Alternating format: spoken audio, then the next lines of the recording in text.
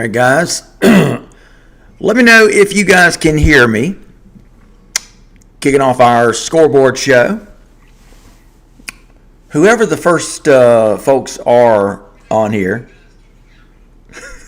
you guys are always my guinea pig. So I have to have the very first viewers on to let me know if you can hear me. So help me out with the test. Let me know if you guys can hear me. I'm assuming you can see me okay. And if you can hear me all right, we'll start rocking and rolling and getting to some of these scores. Man, what a big night around the state. Some scores still coming in. Jay Morris, can you hear me, buddy?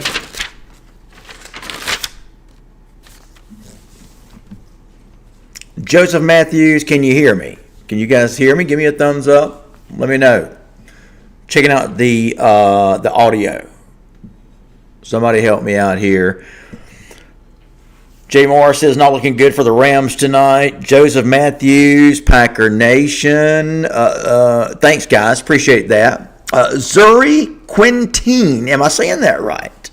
Zuri, I think you are new to the show. I would remember your name. I promise you.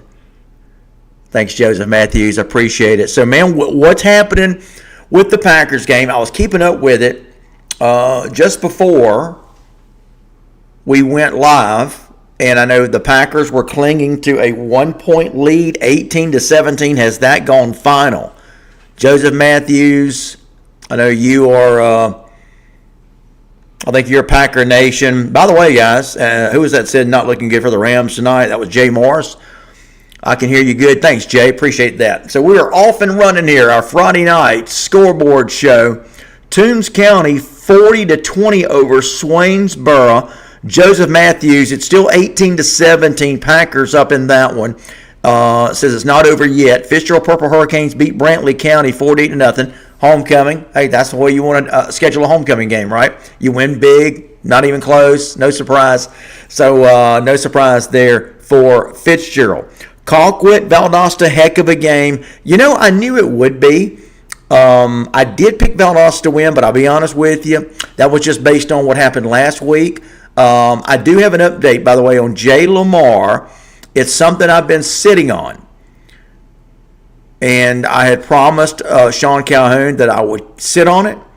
But you guys are going to get an update, and you'll hear it here first. Now, it may not be a surprise.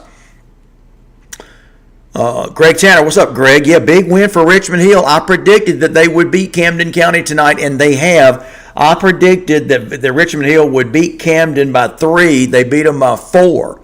So that was one of my pick 6 games this week. So Richmond Hill, great job. Matt Lozada, I tell you, man, I love the guy. I love what he's doing at Richmond Hill. And I have been saying this all along for some time.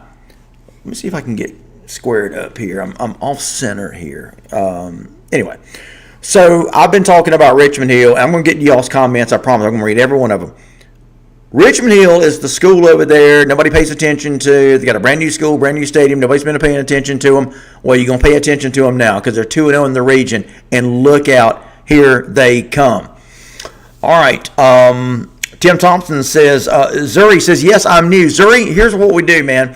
We want to, and we, by the way, appreciate you checking out the show. We hope that you are a regular. We want to know where you're checking out the show from and who your team is. And those two things may not be one and the same. Doesn't matter. But we just like to kind of get a little bit of background on you, man. Just the basics.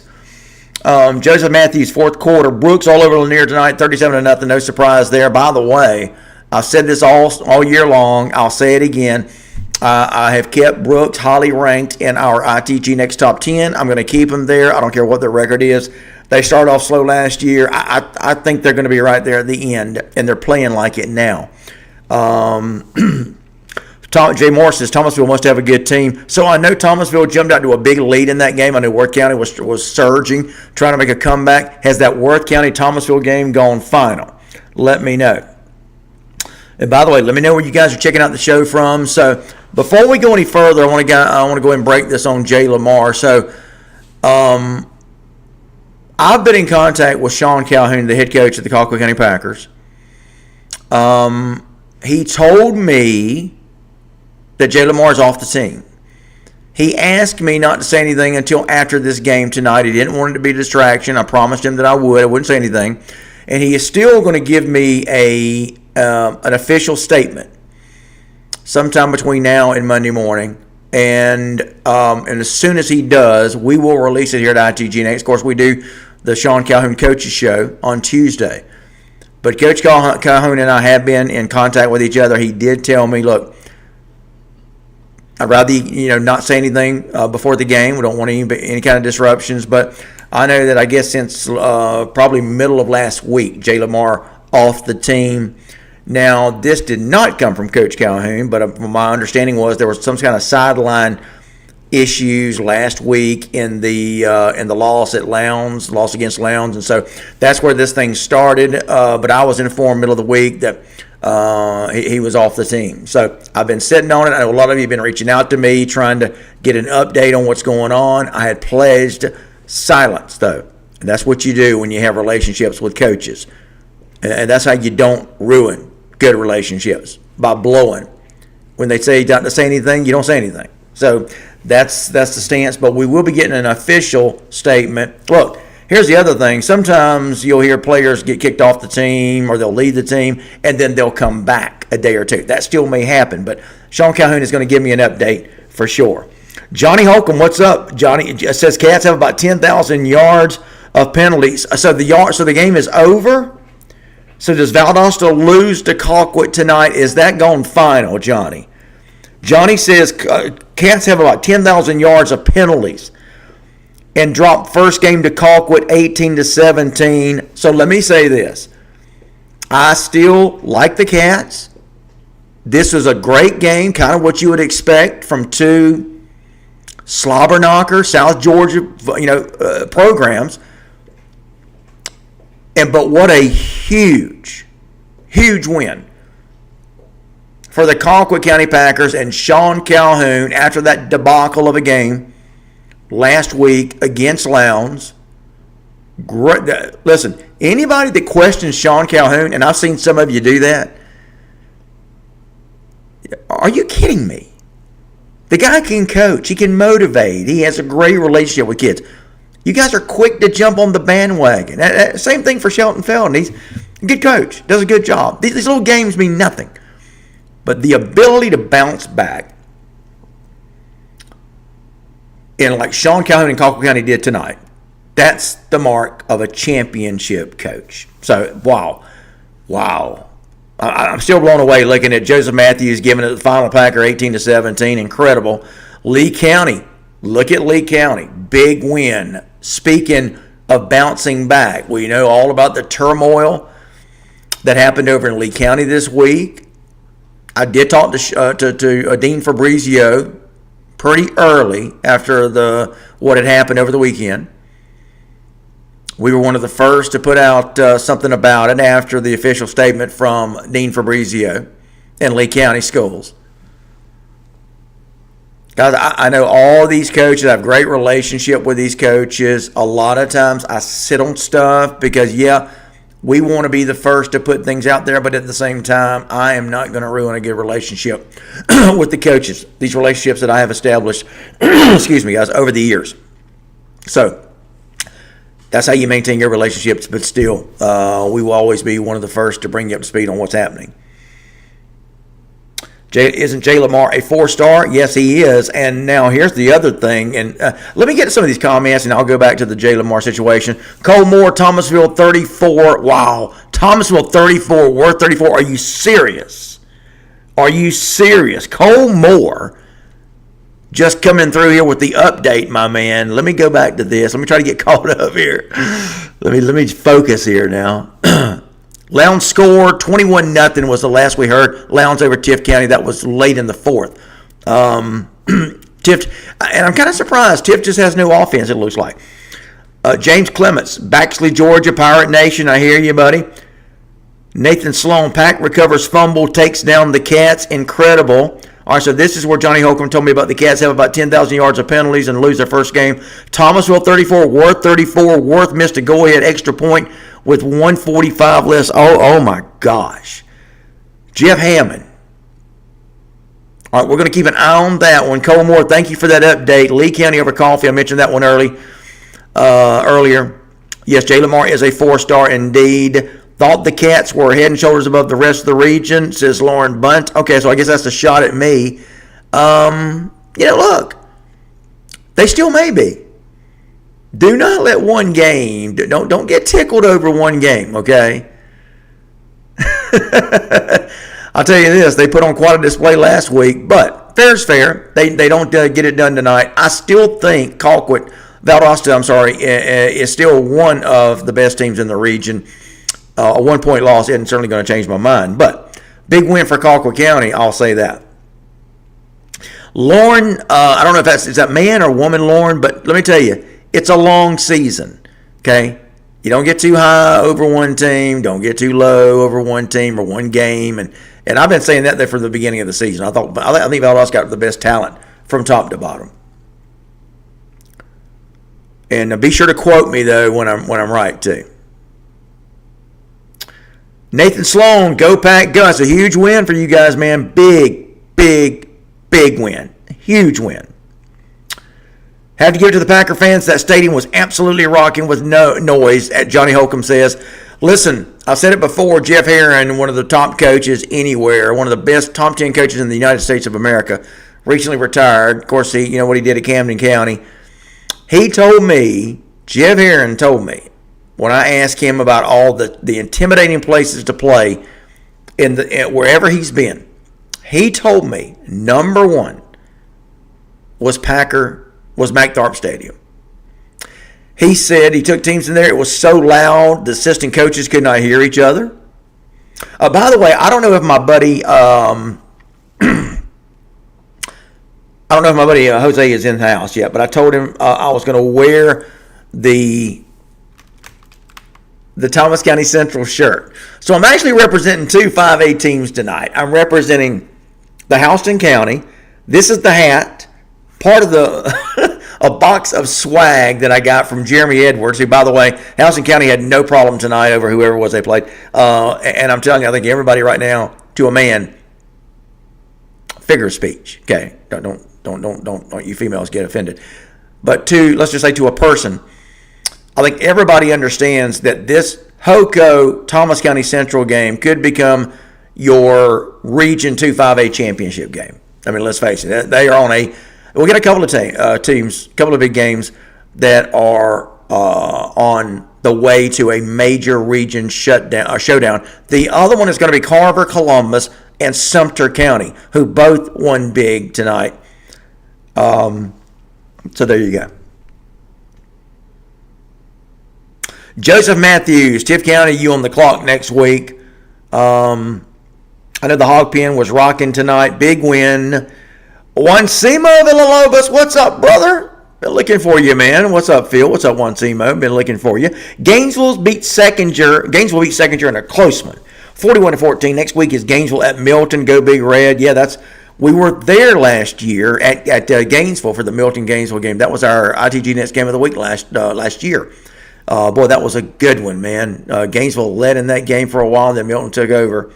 Raymond up on Commerce, 48-20. Last I heard, Cade Vanderberg giving me that. By the way, guys, let me know. HOCO Football has liked the show. What's up? I wonder if that's my buddy Jeremy Edwards. Jeremy Edwards, I am wearing your one of the many swag that you sent me. Highway 96.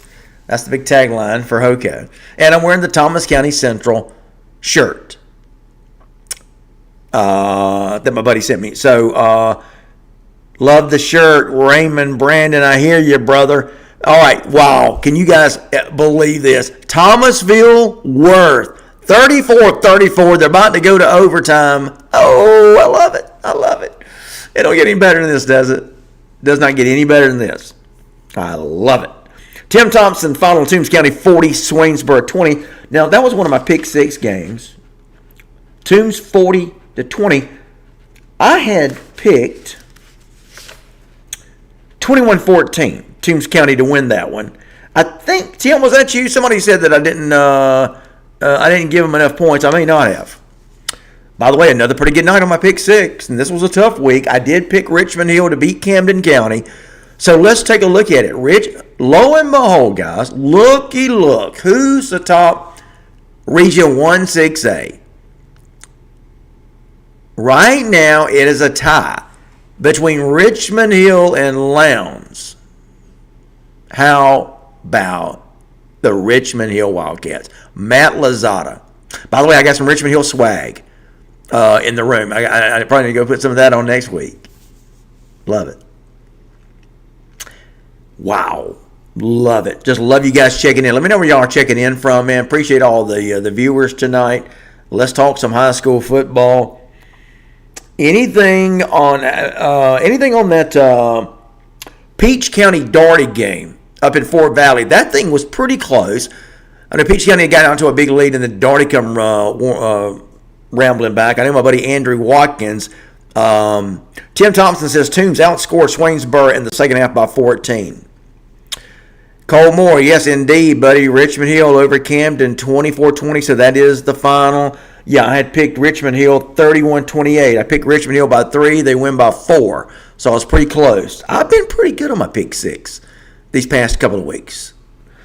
I did miss Valdosta Colquitt, but again, guys, I'll be honest with you. It did not, really and truly, I picked that game to be close. It does not surprise me that Colquitt won. This is the kind of leader, this is the kind of coach Sean Calhoun is.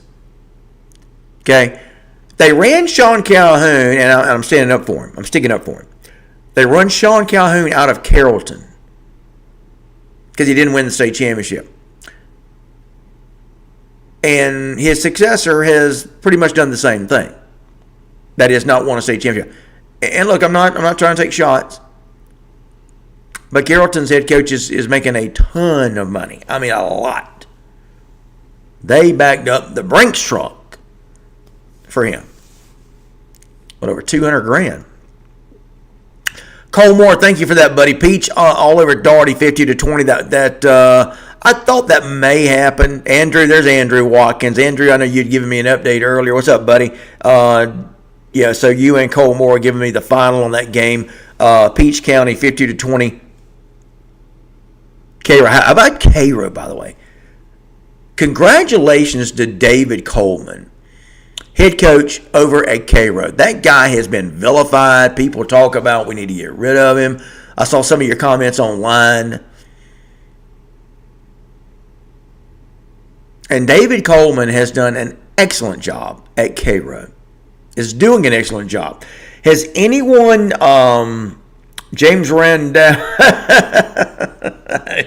my buddy James Rando checking in from Camden. What's up, buddy? He said, anybody got Dean's number? I know why you're asking. Oh, James, what has happened at Camden? Yikes. Chandler Howell, yeah, Colquitt beats Valdosta 18-17. Never forget about Colquitt. Oh, I don't ever forget about them. I promise you. Justin King, how about them Packers? Absolutely. Ricky Dunbar, what's wrong with Jay Lamar? What's wrong with Jay Lamar? Okay, so for those of you that missed it, so I was told, had a conversation with Colquitt County head football coach Sean Calhoun. I think this was Thursday night. And he told me that Jay was no longer with us. We were going to run the story, and Coach asked me, would you, I don't really want distractions before the big game against Valdosta. And I'm glad he told me that, because I was about to run the story, and I'm glad I didn't. Because I would rather defer to coaches, and I don't want to do anything to make them mad, especially Sean Calhoun. He's a friend. And he's a close associate of us at ITGNX and myself. We like him. We respect him. He's a good guy. Love Cleve Edwards at Colquitt. I just really have a lot of respect for that Colquitt program. Anytime I call them up for quotes, stories, ask them something, they're always quick to get back to me. So I knew Jay Lamar was off the team yesterday. No, that's today. I'm sorry. I knew Jay Lamar was off the team last night, and I just decided not to run anything. Sorry, I get my days mixed up. But Coach said, let me get past this game. I'll give you the official statement, the official comment. And what I'm saying there is that there could be a chance. I don't know this. But sometimes these things are fluid. A player can leave the team, get kicked off the team, and can come back. I'm eager to see if that's going to be the case once I talk to Sean Calhoun about Jay Lamar. Right now, he's not with the team. That much I can tell you. Okay? And that came from Sean Calhoun. But I did promise him I would not say anything until this game was over. And he and I are going to have a conversation. He's going to give me an official statement, official comment. Sometime probably could be between over the weekend or Monday morning. And as soon as I have it, I will release it. We'll release something official after we get something official from Coach Sean Calhoun of the Colquitt County Packers. Now, that makes this win tonight even bigger because you do it without Mr. Everything. I mean, Jay Lamar, guys, so here's a couple of things you got to consider. Where does this now land with Kirby Smart and Georgia? Will Kirby Smart and Georgia still keep their commitment to Jay Lamar that he made to Georgia in July of this offseason? So it's a fluid situation. When I talk to Coach Sean Calhoun, I'll ask where it is. I know that Kirby was notified pretty quickly after all this had happened as far as Jay Lamar being off the team. So it's going to be interesting to see what happens with the University of Georgia if they stand by Jay. I don't know. That I don't know. And I don't want to speculate. I just don't know. Joseph Matthews says, we need Jay Lamar. Let me tell you, here's the interesting thing. And I'm going to back up and get all these comments. Michael Baxter, what's up, brother? Good evening, Phil and crew and everyone in ITG Next Georgia. Juan Castanon checking in. What's up, Juan? Westover wins over Bainbridge 25-7. Of course, Jay Walls. By the way, I did talk to Coach Walls yesterday. No. Again, guys, my days are mixed up here. Thursday morning, I think I talked to him. So I got some comments from Jay Walls about his future, what he wants to do, and I'll be releasing that in a story, in an update. I'll release that in an update. Be watching. ITG Next, guys. Check out, if you're not subscribing to our newsletter, do that. It's free. It comes to your email inbox twice a week. But you can always check it out, ITG Next. We're always posting the latest stuff when it comes to high school football. Yeah, nobody's got the contacts like we do with these head football coaches, and they trust us, and that's a big thing. So we'll try to get some of the updated news on all this stuff happening. Oh, Raymond Brandon, comedian, I hear you, brother. If he was speeding, then Kirby is going to sign him up. Yeah, I get you, man. They seem to have an issue with that, don't they? Chance Albright. Hey, Veterans High School, you're on the clock on October 17th at Lee County High School. Brad Ruiz, you can't spell Valdosta without the letters L-O-S-T. Ouch.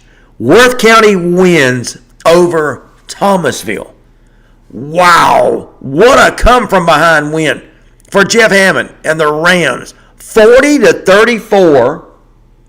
By the way, guys, what did I pick on that game? My picks, it was a pick six game. I picked Worth County 42-38. And the final was what? 40-34. So it's pretty close there. So I picked Thomasville by 4. They win by 6, and I got both scores pretty close. Of course, I'll be honest with you, I did not think it would go the way it did, but that's another notch on the pick 6 for Phil tonight. Fitzgerald goes to Thomasville next week. Yeah, and I think that's another one of my pick 6 games for next week. I always do these pick 6 games a week ahead of time. I'll go back in and fill in some details, but I've already got that one. Brad Tuff Sr. says, go Pack go. Stephen K. Wynn, what's up? 41-34 Worth County in overtime. Thomasville possession. Okay, I'm a little bit behind there. Worth County wins it. So was it 40-34 or 41-34? What was the final, guys? Somebody help me out. Toombs 47-20 over Swainsboro, says Gabe Garrett. What's up, Gabe? 47-20. Yeah, I was way off on that one. I did pick Toombs to win, but I thought it'd be a little bit closer, 21-14. Guys, I had said that this was going to be the year of the repeat, and I'm going to stay with that. I think most of your state champions have a very good chance of repeating this year. I think Milton's got a really good shot. I think Carver Columbus, that game at America's next week. Wow. What do you guys think about that one? I know last year Carver, Sumter, big game going into that, and Carver destroyed them. But, Coach Rogers really got Sumter playing well. What a turnaround he's done there in America's, right? They were terrible when he got there. Awful. And he has turned that program around. He has turned them into not just a winner, but a juggernaut of a winner. That's going to be a huge game. Biggest game of the year in AA. As Carver Columbus, who I still think they're going to be my odds-on favorite to win. That's the one of my repeat. I think Milton's got a great chance to repeat. Has anybody got anything on Buford Collins Hill? I'm looking for something on Buford Collins Hill. Jenkins, sorry I missed that one. Jeffrey Rowland checking in. What's up, Jeffrey? Jeffrey, what's up with Warner Robins, brother? I love Shane Sams. Oscar Miles, buddy, I'm concerned about you, man. I saw your Facebook post today, and I just want to make sure you're all right, brother. Oscar Miles says, blow out again, Phil. Roger can have them playing like that. Rogers can play like them having their hair. That's not what he said, but this is a family show, Oscar Miles. Rogers can have them playing like their hair's on fire. Us by 50. Look, I'll be honest with you. I'm not going to say anything. I think Carver can play with anybody in the state, regardless of classification. I really believe that. I think they're that good. Obadiah Farley, what you been, Obadiah? Thomasville just lost. They went for 2 points and didn't get it. Wow.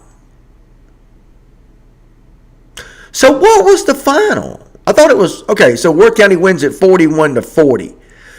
Gosh, I thought it was over at 40-34, guys. Man, some of y'all jumped the gun.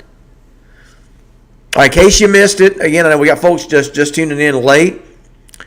Jay Lamar, I did find out from Sean Calhoun. Let's see, today is Friday.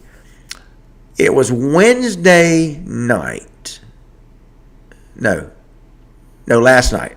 Sorry, guys. Guys, I work 7 days a week. My days, I can't tell Friday from Sunday. Last night, talked with Sean Calhoun. Said, Phil, I don't want anything out. He told me that Jay Lamar was off the team. He said he's no longer with us. But he said, hold off. I really don't want anything going out before our big game. So, I'll get an official statement from Sean Calhoun probably between now and sometime on Monday, and we will obviously let you guys know if there's a chance of him coming back, because sometimes those things happen. Players leave teams and they come back. We're going to see if that's a possibility, and I'm also going to see what the status is with Jay Lamar in his deal with the University of Georgia. Let me say this: Jay Lamar didn't even play. He played, I think, 2 games his freshman year, got into some issues off the field, and because of that, he didn't play at all his sophomore year. I know that the coaches at Colquitt County had a, quote, come to Jesus meeting with him, and decided to all get everybody back on the same page. That's what allowed him to play last year. And as the third running back in that rotation, you remember he was behind Ramsey Dennis, and who was the other young man? Was it Deshae Brown? Have I got that right? Some of you Colquitt County Packer fans help me out on that. He was the third string running back, and that comes from Coach Cooper, the running backs coach for Colquitt. He still made enough of an impression to have the University of Georgia and 26 other Division I colleges want his services. That tells you the talent he is. Now, I would think that Colquitt probably wants him back, Oscar Miles, my bad. It's all right, dude. I was just messing with you. It wasn't that bad. But Oscar, I hope you're all right, man. I did see your Facebook post earlier today, and I was a little bit worried about you, man. So I just want to make sure you're all right. Lauren Bunt, is it Bunt or Bunte? Buford is winning. What's the score? Worth County wins tonight. What a comeback. Nevertheless, going on ITG, TCC checking in. What's up, Obadiah Farley? Last I saw, Buford was up 17-0. Thank you, Larrick L. Baker Sr. Buford 28-3 over Collins Hill is at a final, Chandler. Jimmy Cash, go Carver Tigers. Roster Sutherland, Marietta and Walton going to overtime. What's up with all these games going to overtime tonight? By the way, great comeback by Marietta. Comeback from the season. They start off 0-4. I think they're 2-4, aren't they, roster? And now they're going to try for the upset against Walton. They're tied 28-28 going to overtime. I love it. Chandler says 6 minutes left in that game. Buford 28-3 over my buddy Drew Swick and Collins Hill. Obadiah Farley, if they would have kicked the field goal, Thomasville probably would have been in a fight. Yeah, man, what a great win for Jeff Hammond. By the way, you guys, Jeff Hammond and myself will be talking on Tuesday. It's the Worth County Coaches Show. We're going to have some of the best coaches shows this week. If you want to hear straight from the horse's mouth about what happened tonight, I'm going to be talking to Sean Calhoun and Jeff Hammond Monday and Tuesday as I host both of their coaches shows right here at ITG Next Georgia. We're going to get into the nitty-gritty. I'm going to ask Jeff Hammond what happened in that game, talk about the comeback, how they get down so far. I know that Worth County shot themselves in the foot. Had a big pick six by Thomasville. I think they turned it over, did Worth County. So they battle back. They do what it takes. And you got to like Worth County chances to go all the way this year. But a lot of football left to be played. But you also got to like Thomasville, right? Mark Breedlove, Valdosta has a long ride home. Go Pack, go. Well, Mark, actually, it's only about 30 miles. But I get your point, buddy. Kenneth Hurst, TCC checking in. Jim Blair, Colquitt County Packers, big win for the Pack tonight. So you guys definitely want to catch the Colquitt County Coaches Show with myself and Sean Calhoun, Worth County Coaches Show with myself and Jeff Hammond. Those will be coming up. We actually talked to Coach Hammond on Monday. I talked to Coach Sean Calhoun on Tuesday. And we'll have those up pretty quickly after I talk with them as we record those shows. But we'll have them up just like that. So be sure to check ITG Next for those coaches shows, and we'll get into the nitty-gritty. And again, even though I'll talk to Sean Calhoun before then about Jay Lamar, we'll definitely still have something for you guys. The official word on Jay Lamar. Is he going to be able to come back to the Packers? Is he off the team for good? We will find out.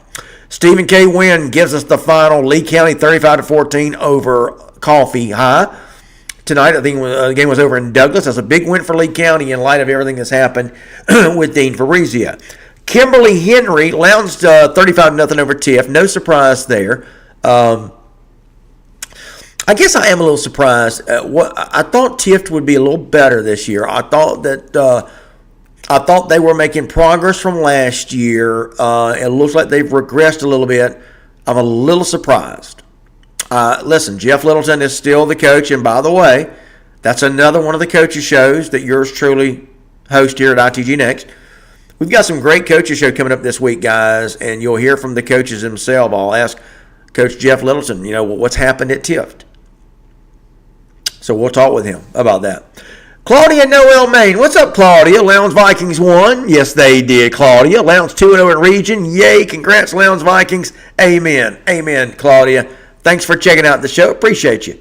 Obadiah Farley, looking at 6A Region 1. Phil, who's in the driver's seat? Obadiah. Hold on a second. Well, but I'm going to answer your question. Joshua Rose, Richmond Hill 24, Camden 20. You picked it. Yeah, I did. I thought Richmond Hill would win that game. Obadiah, right now, and I think Richmond Hill is for real, Obadiah. I think Richmond Hill is in the driver's seat. Guys, I have been saying this. I've been saying it. That it was just a matter of time before Richmond Hill was going to step up and show you what they're about. They're in one of the fastest growing counties in the state. They got a lot of kids to pick from. Bryan County, they just built a new school, a new stadium. Matt Lozada, I'm so glad that Richmond Hill has decided through all these years, these rough years, these trying years, when Richmond Hill would finish out of the playoffs. I'm so glad that they stuck with Matt Lozada. He's a good head coach. You remember last year they upset Valdosta. And I know that was without Todd Robinson, but that was still a big win. And now they're 2-0 in the region, and my gosh, Richmond Hill and Lowndes sit atop Region 1-6A right now. Unbelievable, isn't it? Richmond Hill darn sure is growing. Yeah, it's a fast-growing county for sure. Brooks all over Lanier County, 37-0.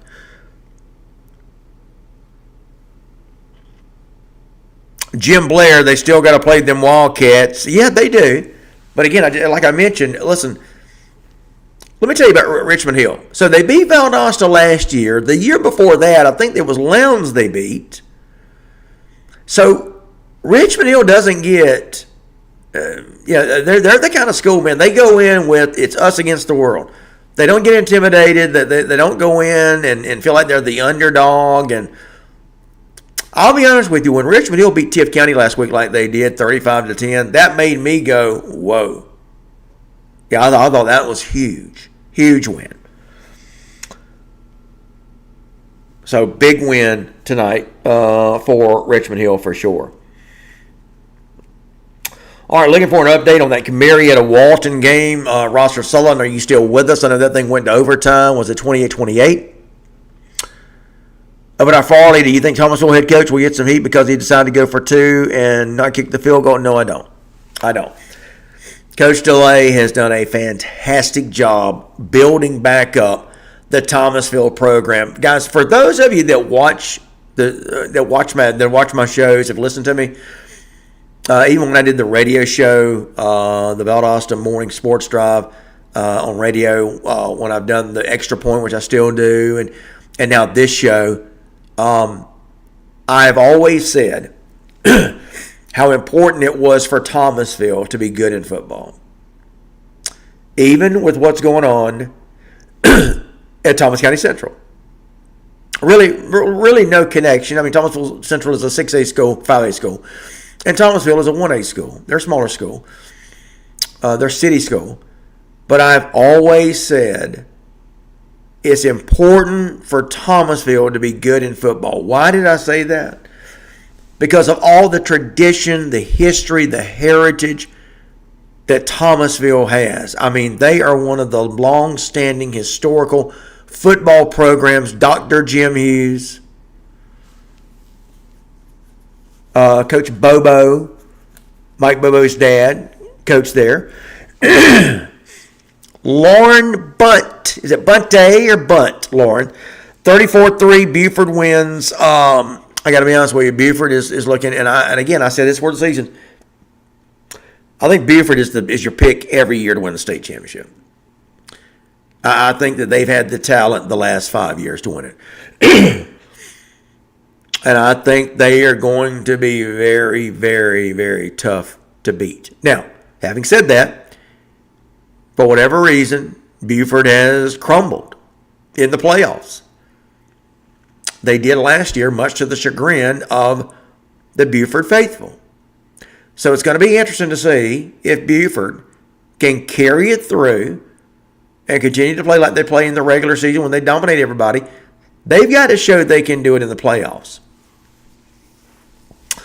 Truth is, I said the same thing about Valdosta.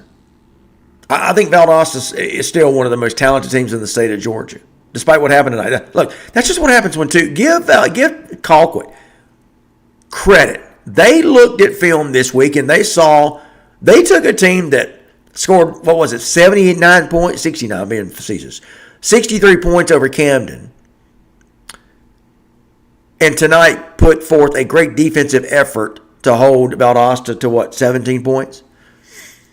Larrick L. Baker says, Phil, I predicted on your score post that Lee would beat Coffee 45-14, though you called it much closer. But I got chewed up by Coffee fans for my prediction. Very dangerous to listen to me, man. But no, technically, the truth is, on the last couple of weeks, I've been pretty good on the pick six.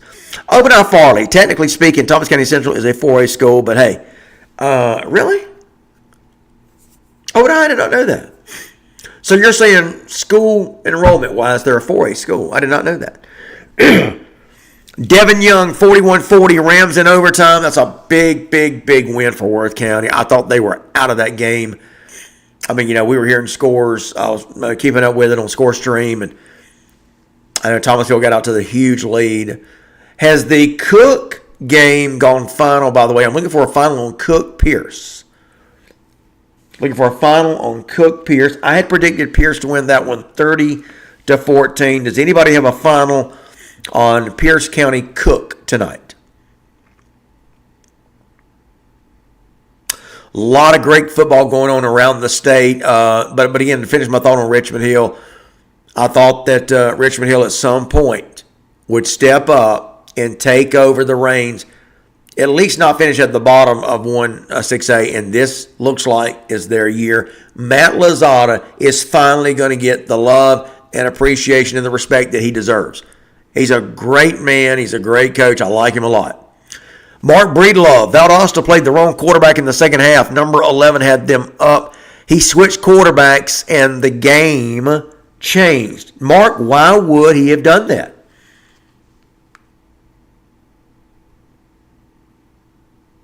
Wow.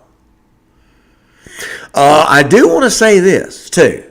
And listen, Sean Calhoun got the win tonight. But I know Colquitt kept going for 2. Guys, I got to tell you, man. Oh, and I know, listen, I'm nobody. I don't coach. I don't pretend I know more than those guys. Not at all. But I do want to tell you, man, I am not big on onside kicks going for 2.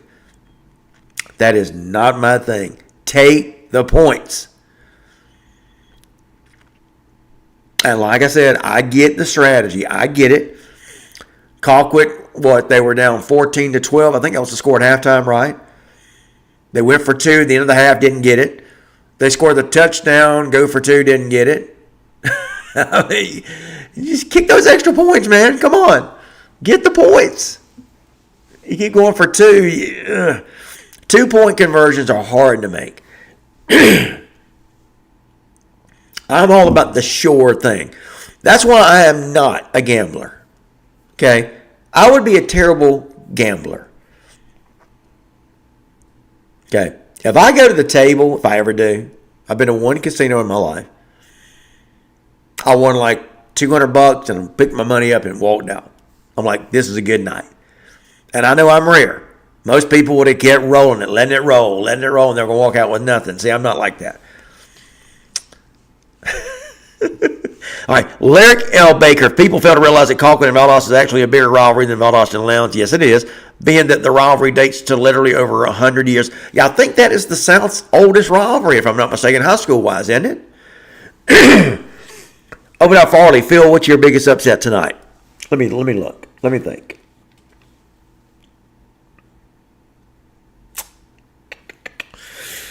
Ooh, man, I tell you, Obadiah, it might be if Marietta beats Walton, that's going to be one of my biggest ones.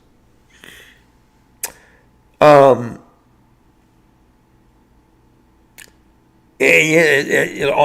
I don't know, man. I don't know. I think that's about it, buddy. There's really not too many big upsets tonight.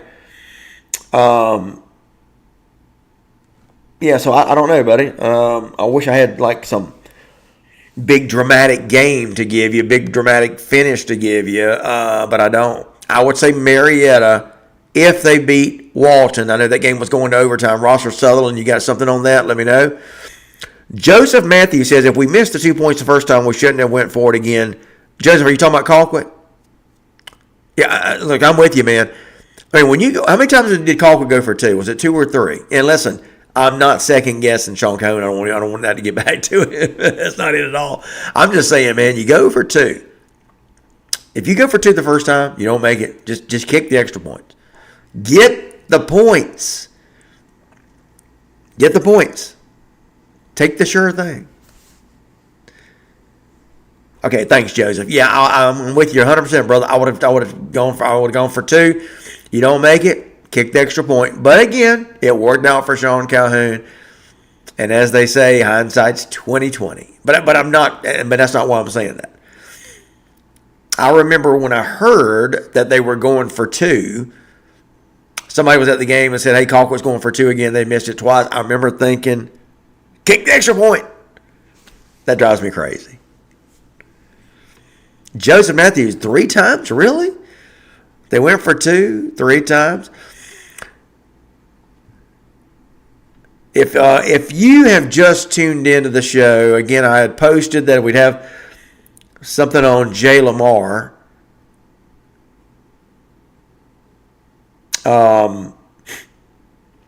Joseph Matthews says, I agree with you, get the points. Absolutely. So, and again, I know I'm saying this a lot, but I want to make sure that nobody misses the news. So we knew, I guess, a couple of days ago, yesterday, last night, whatever, that Jay Lamar was off the team. He is off the team. Of course, did not play tonight. He is off the team now. Coach Sean Calhoun is going to give me an official statement. It might be Monday morning. I'm certainly not going to bother him over the weekend, but he did tell me, let's get through this game tonight, Phil. I don't want anything going out before this big game as a distraction. I agreed with him 100%. So we opted, in respect to him and the Colquitt program, decided not to put anything out. But we did know that Jay Lamar was off the team. From what I'm understanding, it was some kind of sideline skirmish that happened during that Lowndes game. Okay, but again, I will confirm all that, and I'll get an official statement from Sean Calhoun about what's going on. He promised me he would do that sometime between after tonight's game and Monday morning. So we'll get that, and we'll put out something from Sean Calhoun about that. But that is the latest on Jay Lamar off the team. And I don't know. I'm still interested to hear too, and I'll ask this with Coach Calhoun what the status is with the University of Georgia. You got to wonder if University of Georgia is going to do it. I hope they don't. I hope they don't. I hate to see something like this detour this young man's college career. Listen, he's a great player. Do you guys know he's played 1 full season? That's before this year. One full season of high school football. So I'm rooting for him.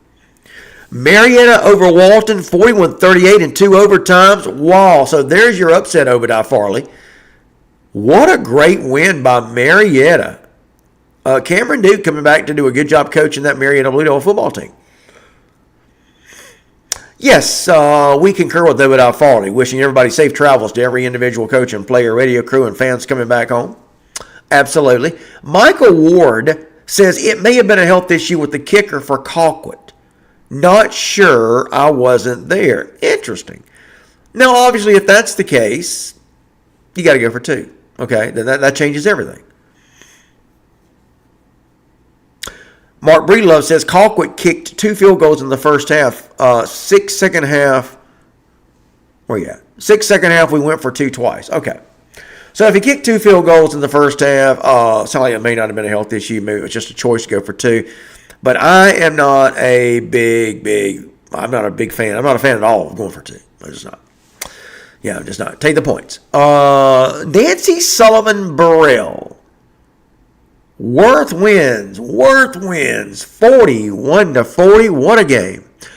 Big time games tonight. Lowndes over Tift County. No surprise, 35-0. I'm a little surprised Tift County just cannot find any offense. I thought with Kamari Holloman at running back. Joseph Matthews, I don't want to see Jay Lamar lose scholarship. Yeah, I don't either. Guys, I saw Tift County's quarterback last year. I'm trying to remember his name. In fact, we did the Tift County, Colquitt County game last year, ITG Next Georgia game of the week. And Tift County's offense looked good. They put up points. So I'm just not sure what's happened this year, how they've regressed. I'll ask Coach Jeff Littleton, Tift County Coaches Show, one of the 6 coaches shows that yours truly hosts every week. Obadiah Farley says it's nice to see a lot of Worth County fans in here tonight. It really is. It is. I love it. I love what's happening at Worth County. And I can tell you this, it's certainly going to make my coach's show with Jeff Hammond a lot easier. Jeff's not a good loser, man. And you know what? That's what makes him a great coach. I was already thinking about that. I was like, oh, man, if he loses that game. But don't have to worry about that. In fact, I don't have to worry about that with him and Sean Calhoun. By the way, Sean Calhoun, the Colquitt County Coaches Show. Jeff Hammond, the Worth County Coaches Show. Jeff Littleton, Tiff County Coaches Show. Jeremy Edwards, Houston County Coaches Show. Kareem Reed, McEachern Coaches Show. And Jonathan J.T. Thompson, the Roswell Hornets head football coach. All those 6 coaches shows you can watch right here with yours truly.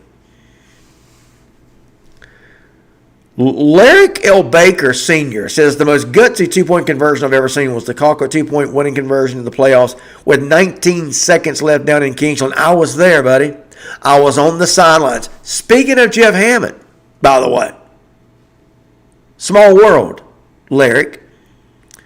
I was on the Colquitt sideline. I was right behind Rush and Jeff Hammond, who was his offensive coordinator at Colquitt. I was standing 10 feet from him. And I heard them discussing, as Colquitt was driving down the field, Jeff Hammond and Rush Probst were both saying, hey, we're going to go for 2 if we get this touchdown. They had already decided they're going for 2. And they start talking about the play, and of course I don't know what the play is, but they're exchanging all the verbiage. And I remember asking Rush after the game, that 2-point play, which was a heck of a play, it was something like out of the backyard. It was where the quarterback, and Lyric, who was the quarterback for Colquitt? What was his name? Help me out. Big, tall kid. He was really good. He rolls to the right, 2-point conversion. Rolling. He throws back across his body, back across to the middle of the field in the back of the end zone. In the middle of the end zone, he finds the receiver open for the 2-point conversion. They had drawn that play up that week. Just drawn it up like a backyard play, like drawing plays in the dirt. That is the true story. Lyric Baker. Don't know if you knew that or not, but I'm with you. That was the most exciting 2-point play I've ever seen as well, buddy. And I was right there behind it when they were talking about it. Boy, that was a heck of a night, man. I remember Rush making the choke sign over to Jeff Aaron. Rush was going out on the field. He was going out past the numbers, doing all these gestures to Jeff Aaron, who was over on the Camden sideline. That was a great night. After that 2-point conversion, though, Camden gets the ball, and their quarterback, what was his name? He went to Georgia. He was the quarterback. He was the Camden's quarterback, and he was their kicker, Bryce Ramsey. They got the ball to about the 40.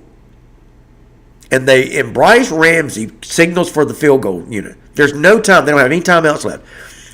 Camden is running the field goal team on to try it was like a 58-yard field goal.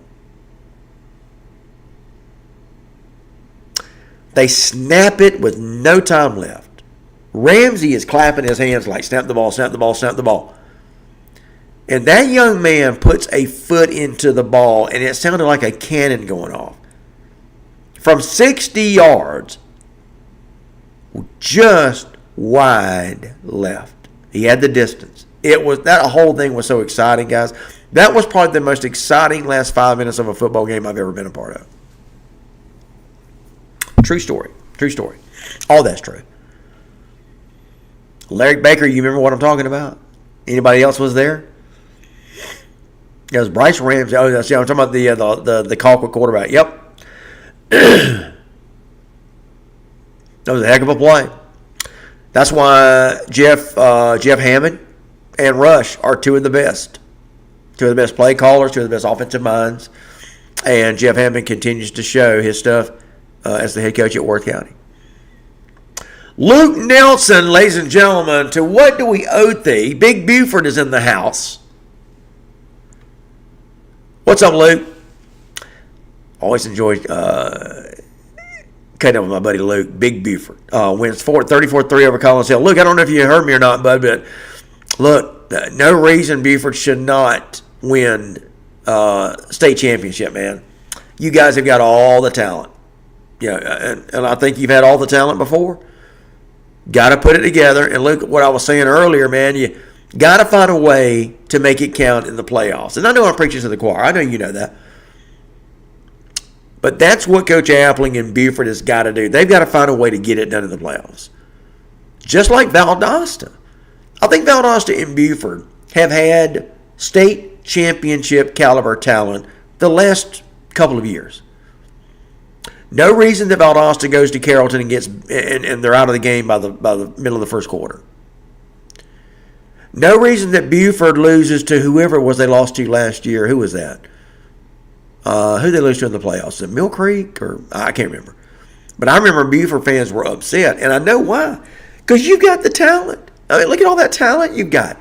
I think Ty Boogie Green is the best player in the state of Georgia. Dr. Sonia Wright-Smith, it has been a long time, Dr. Sonia Wright-Smith, since we've spoke. So glad to see you here on the show. They need to check the referees in Worth County. Cheated the entire game, by golly. Those darn refs.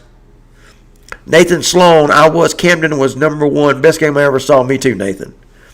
Jacob Alexander, yo, Phil, you almost got the Pierce score on the dot. What was the final? What was the final? So I had called 30-14. Luke, we lost to Juju. That's right, it was Carrollton. Speaking of Carrollton. Jimmy Westbrook, so do you think Buford is better than Grayson? Let me back up.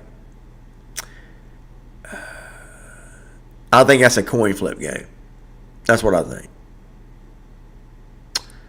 And I'll say this, Grayson has persevered. They've carried on without Travis. Is it Deuce Smith that is the quarterback, the backup? You guys remember when I did the story on Travis Burgess? I talked to his father. I talked to Travis's father. You know, he told me how disappointed they were. And I talked with Coach DeBerry, Grayson's athletic director. And I remember him telling me, we've got a young man by the name of Deuce Smith who's going to step in, and we're not going to lose a beat. Now, you may have thought that was coach speak, but you know what? He turned out to be right.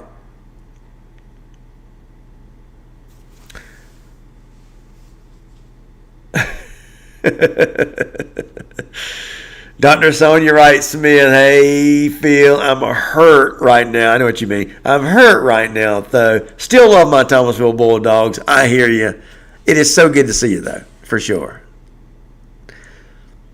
Yeah, Luke, that's right. You lost to Juju. So I was thinking about Carrollton. You got Joey King making over $200,000. And he has not brought home a state title.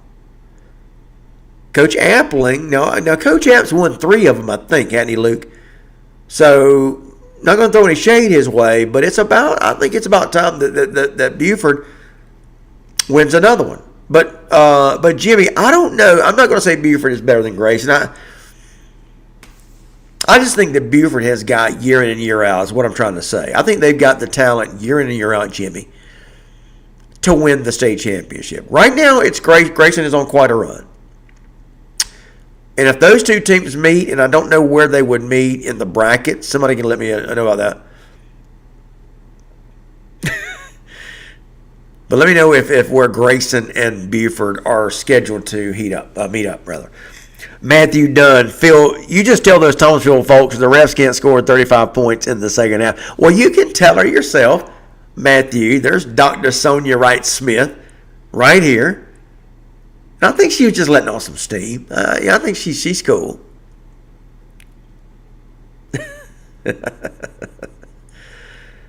You're watching the Friday Night Scoreboard show here at ITG Next Georgia. Doing it from my home here on a Friday night, where there's been a lot of great football. Guys, nothing like region play, is there? Oh, be still my beating heart. Nothing like region play. Jacob Alexander, 34-13. That was the final in the Cook-Pierce game. 34-13. I had predicted 30-14. So yeah, almost got that one right. So another good night, another good week for yours truly on the Pick Six. I've been pretty close these last couple of weeks. Jimmy Westbrook's, okay, so that would be the championship game, as it should be. See, this is the way things should work out. Many of you may not know this. Jimmy Westbrook says, yeah, they're on opposite sides if they both went out. So I am a big proponent, and we'll get something similar to this next year with the new playoff scenario. I've been a big proponent for reseeding, so that we don't wind up with your two top teams on the same side of the bracket. And even though I'm not going to get a reseeding, it's going to be something fairly close to that next year, where teams will not be able to predict. You will not be able to predict like we are now. This won't happen next year. Because it'll be via the why? Because it'll be via a power ranking system, where your playoff opponent, your next playoff opponent, is going to change. It's going to be determined by Lord Maxwell's pretty involved and complicated algorithm. And I hope to talk to him, by the way. I want to talk to him about that. See if I can story it. But it's a complicated, but you're not going to be, coaches are not going to take the bracket like we're doing now. Next year, this goes away. The playoff scenario. So just like they're doing the Class A Division 1, 2A, 3A, just like they're doing in private, just like they're doing the power rankings now for those classifications, everybody's going to be doing them next year, the power rankings. So like we are now able to take the brackets and say, okay, so Region 1 plays Region 8 and 6A, well, in all classifications. So we know that this team is probably going to play that team in the second round. That goes away next year. You won't be able to do that. So we essentially will kind of have what I have been pushing for, which is a reseeding as the playoffs go on. Not exactly a reseeding, but that's basically what it amounts to. You have a reestablishment of the playoff teams, who's going to be playing who, and it's going to be based on more of a it's going to be more of an evening up scenario, if that makes sense, which is the way it should be. I love it.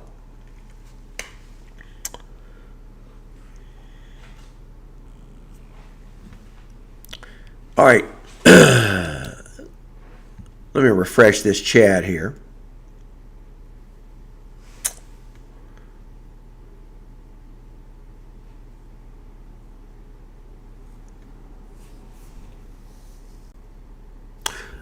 Lyric Baker says Valdosta losing just like last year once again made Region 1. Guys, listen, this is the thing about it. Think about how last year went. Okay? And that's why I thought that Valdosta-Colquitt game tonight would be close. Of course, I did pick Valdosta. I was wrong.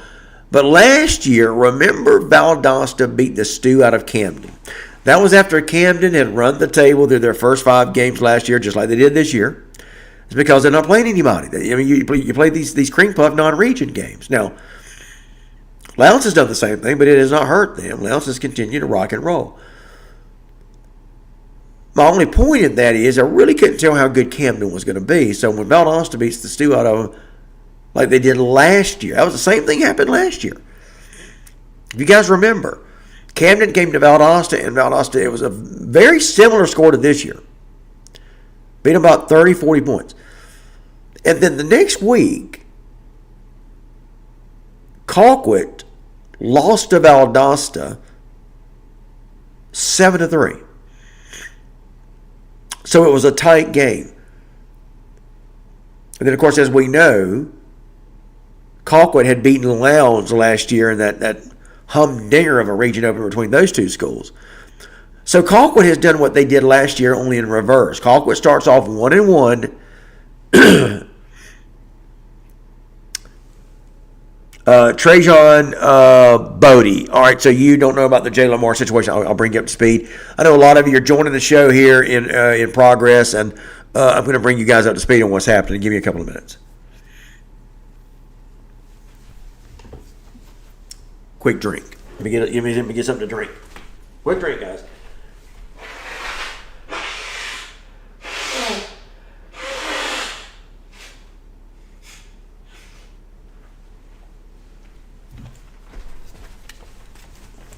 Okay, so I had to clean out the pipes too. All right, so hold on a second. A little ginger ale there, wet the whistle. So Jay Lamar, Jay Lamar is off the team. Coach Sean Calhoun informed me of that last night. He's going to give me an official statement probably sometime over the weekend, Monday morning. But I knew this last night. They did not want anything to go out at before the big game, and I respect that. But Jay Lamar is off the team right now. Don't know if he's going to be reinstated. I'll find that out when I talk to Coach Sean Calhoun. So there you go. That's the latest on what's going on with Jay Lamar. So.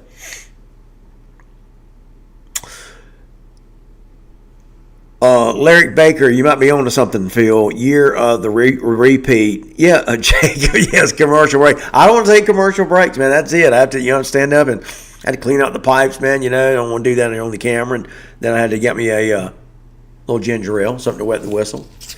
But I sit down at 10 o'clock, man. We go 2 hours straight.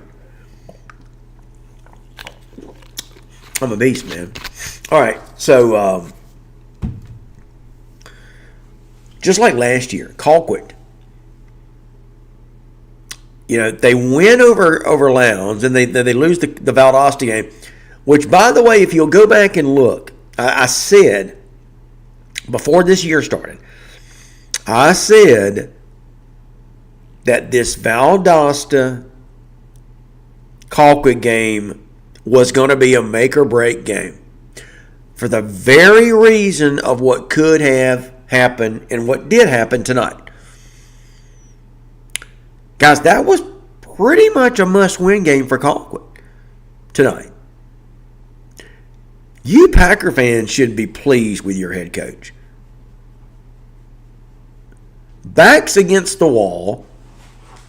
Everything's on the line. You're looking at going 0-2 in Region 1-6A. I mean, you had everything on the line. And you get it done. Sean Calhoun gets it done. And I don't want to hear any of you Packer fans talk about. I saw some of that stuff on Facebook, that junk that you guys put out there. Some of you know what I'm talking about. You guys in Colquitt have got to realize what a great coach you've got. That man can coach. He did a well of a job when he was at Carrollton. He's doing just as good as Joey King is doing now. But great job. But I said that was a make or break. And I said this back before the season. There was a few games I said were going to be make or break games.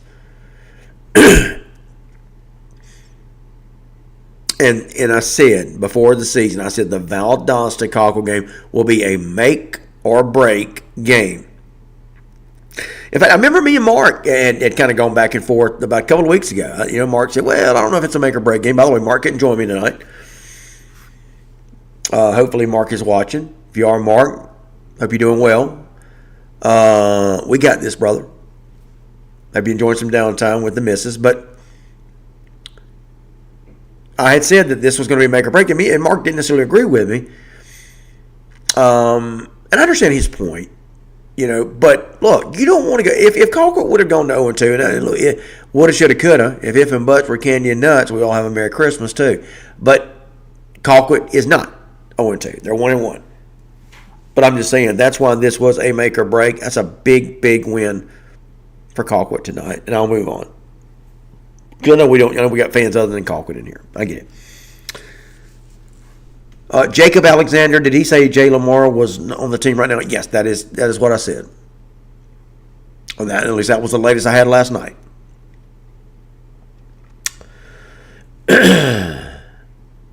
Larry Baker, not to mention 3 makeup games in 1 week. That's right. That's a good point. You played 3 games in 8 days? That was huge.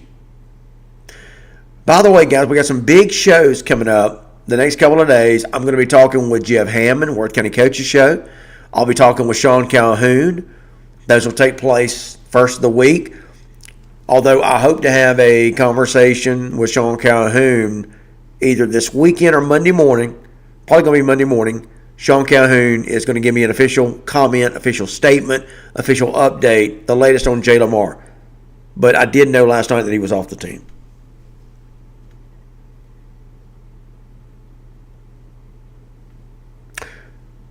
Clinch County Panther Nation checking in. What's up, guys? The Swamp War. Clinch gets it done over Charlton, 42-27.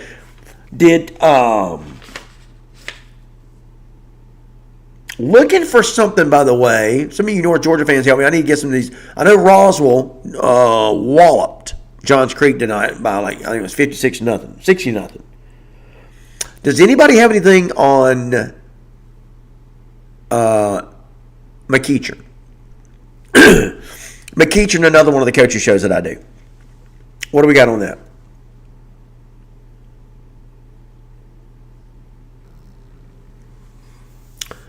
Dub C, Latrell Griner checking in.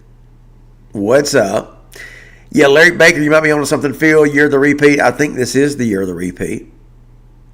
I do. I think Bowden's got a chance, although they hadn't played well. Brooks County, I think Brooks County's going to be right there in the end. I think Carver Columbus is the team to beat in 2A. Chris Tillman, the 3 games in 8 days had us wore out for the game against Lowndes, and it showed late in the game. That's fair. That's very fair. Jacob Alexander, they are up 48-21 in the 4th. Is that McEachern? Is that 48-21? That was a couple of 5-0 teams going at it tonight. I think that was Harrison, the Hoyas, and McEachern. Appreciate that, Jacob. Latrell Griner. Hey, Phil, what's up, Latrell? What's happening? Jacob Alexander says 3:38 left in the game. Guys, don't forget, y'all can check out there's 6 different coaches shows that I do. The Colquitt County Coaches Show,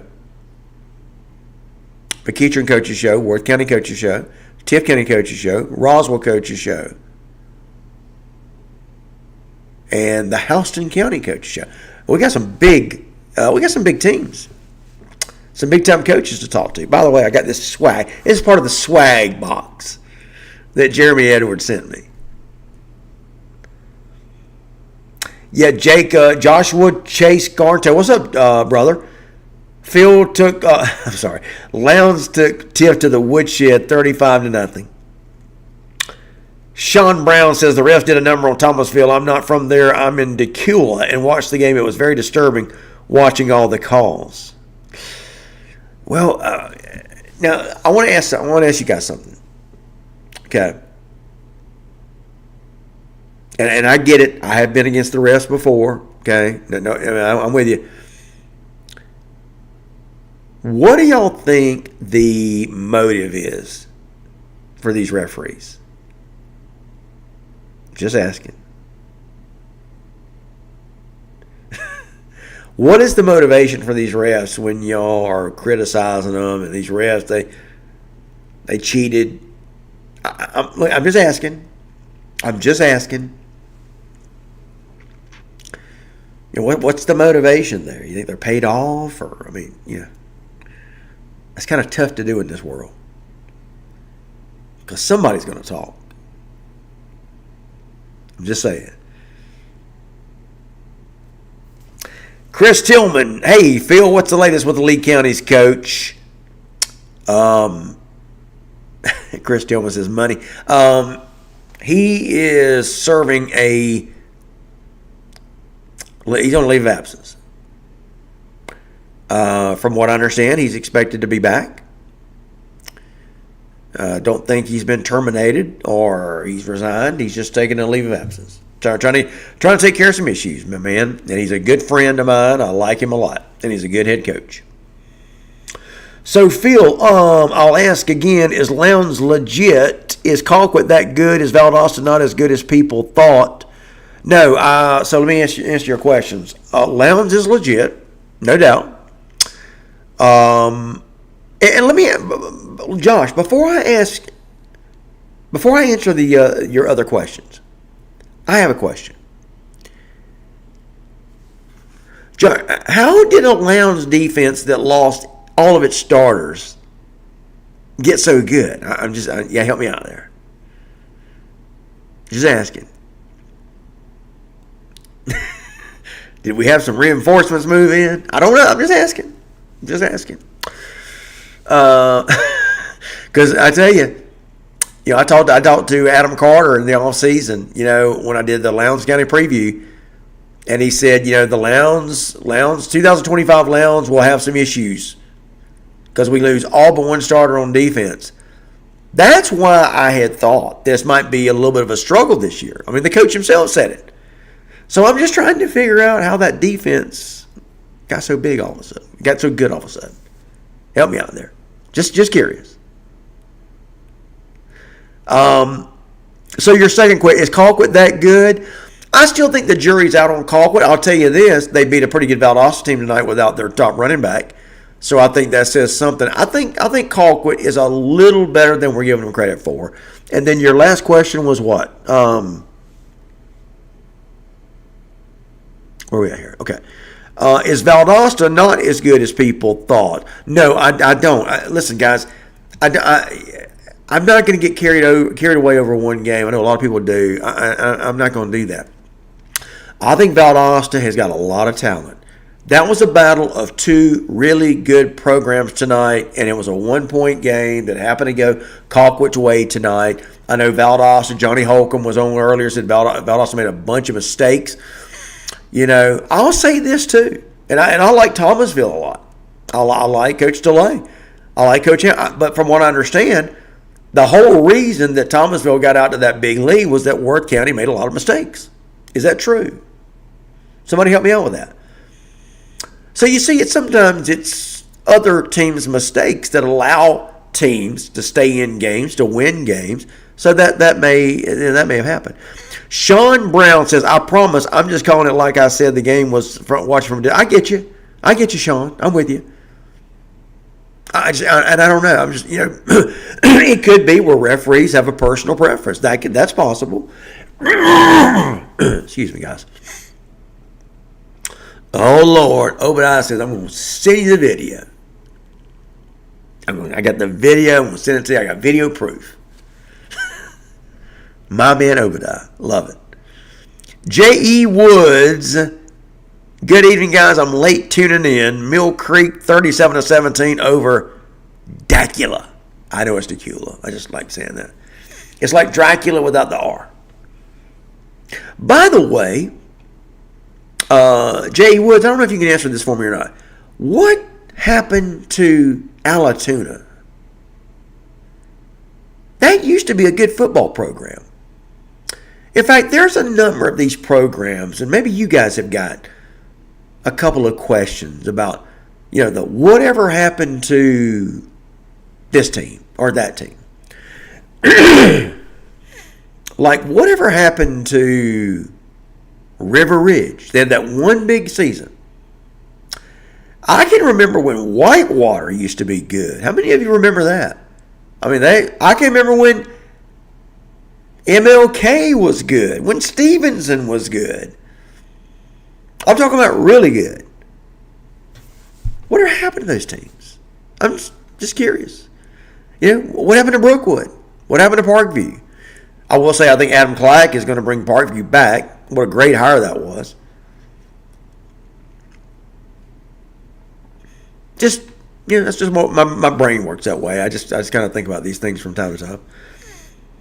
Who's the team that you have thought about, guys, by the way? Whatever happened to blank? Whatever happened to that team that used to be good and you're like, what happened to them? Peachtree Ridge. How many of y'all remember when Peachtree Ridge was a state champion? I do. In fact, they tied Roswell for the state championship. No kidding. Those two teams ended up in a tie in the state title game. That's why GHSA changed it and said that'll never happen again. We'll never have a tie again. But Peachtree Ridge and Roswell were co-state champions. I think it was 2000, I don't know, I'm just guessing, 2011 or something. Sean Brown, 4 interference calls on one drive was very questionable, just being honest, sir. I agree with you. That is. Did it look like the calls were legitimate, though? I'm just asking.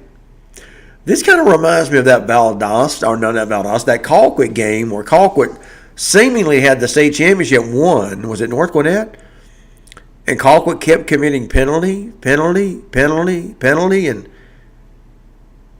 it was the same situation.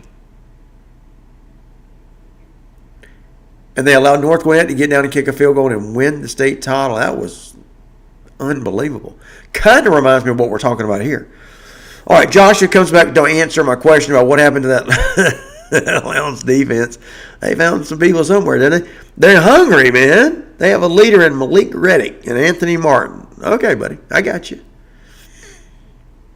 That's fair.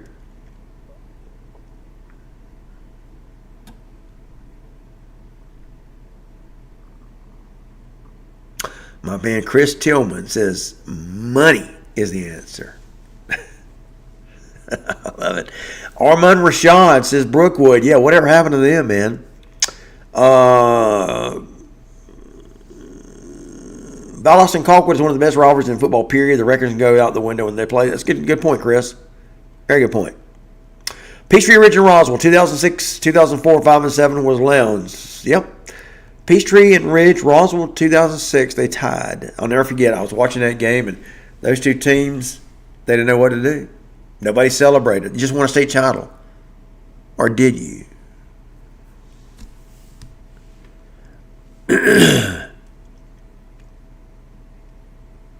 J.E. Wood said, I would say population shifts and new schools being built take numbers from some of the bigger schools.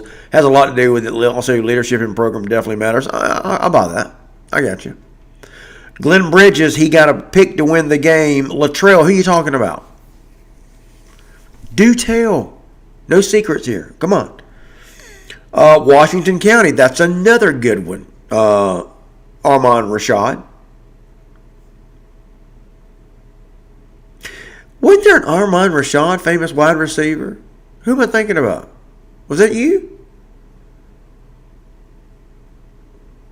Married the lady from the Cosby Show. All right. C.J. Lane, the Cook Hornets. What's up, brother? I think C.J. Lane, man. It's great to always hear from you, my man. Cook Hornets checking in. We suffered a 34-13 loss. We're just the most penalized team ever. Well, that game was 13-13 at the half, wasn't it?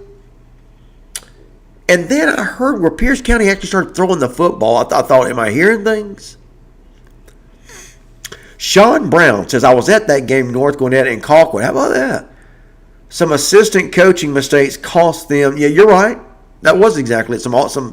They had some assistant coaching mistakes. You are absolutely right about that. You are right. That's a good call, Sean. Joshua Chase Garnto. Armand is 1/3 of the Viking Nation with myself and LG. Really? Oh, Armand, I've met you before, man. I'm sorry, buddy. I just don't. We don't talk enough, man. How y'all doing? Lyric Baker, the same year they tied, Lowndes and North Valdosta made the playoffs that year. Amazing. It's amazing. How about that? That is amazing. Jim Blair talking about Michigan. Well, if you want to go college, you're right. But I'm kind of talking about high schools, teams that, like, whatever happened to these teams? Coach Probst called an excellent game in North Gwinnett. Chris Tillman, Norcross was tough for a while. Armand, that's right. We were supposed to have a coffee one morning. We were going to have it up at who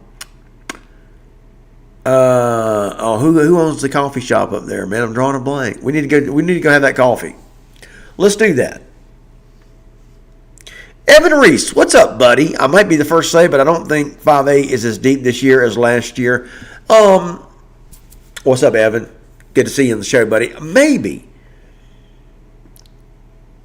So here's a question, since we're talking about, like, teams that may not be good, or as good. Let me rephrase that.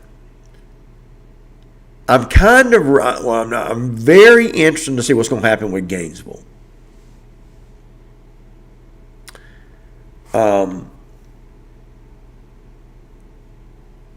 I just don't know. Look, Coach Niblett was brought to Gainesville to win state championships. Make no doubt about it. Okay, that program up there, man, they have put money into the facilities. Let's see if I'm going the right way. There we go. They have put tons of money, effort into the facilities at Gainesville, and they brought Coach Josh Niblett. I like him a lot. We did the Gainesville Coaches Show for the first couple of years he was there. You remember when Coach Niblett gets to Gainesville the first year, they go to the state title game, they lose to Hughes. Second year, I think they get put out, second round maybe? Then last year, they get upset in the first round by Sequoia. And now this year, they're okay. And I'll get y'all's comments in just a minute. I'm going to go back and get updated and get caught up. But do we really think Gainesville is a state championship contender this year in 5A? I'm just asking. They might be. I think Coach Niblett is one of the best motivators in the world, and he's a great Christian man too. He walks the walk and he talks the talk. But I think this goes to your point, Evan. I just don't know. And I think you're absolutely right. I don't know if 5A is as tough as it has been, as it was last year. It looks like right now, you got Thomas County Central, you got Houston County. I think those are probably the two big dogs in 5A. And they happen to be in the same class. Milton, very good. Milton has gotten it done, though, with 3 different quarterbacks. In fact, they're on the third-string quarterback. That goes to the coaching job that Ben Reeves has done. And just got great talent around him. But that might be the difference. All right, let me go back to the comments here. We got a lot of people checking in.